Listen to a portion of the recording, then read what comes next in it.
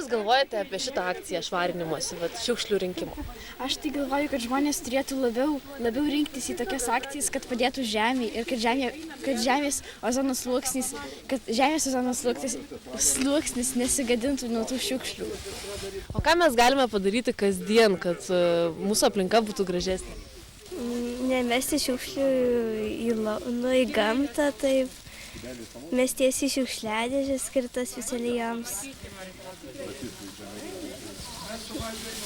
Tai kiek tikite šiandien pririnkti šiukšlių, daug ar ne? Daug. Daug? Pilną maišą? Taip. Na, merginos, parodykite, kiek šiukšlių pririnkote? Daug.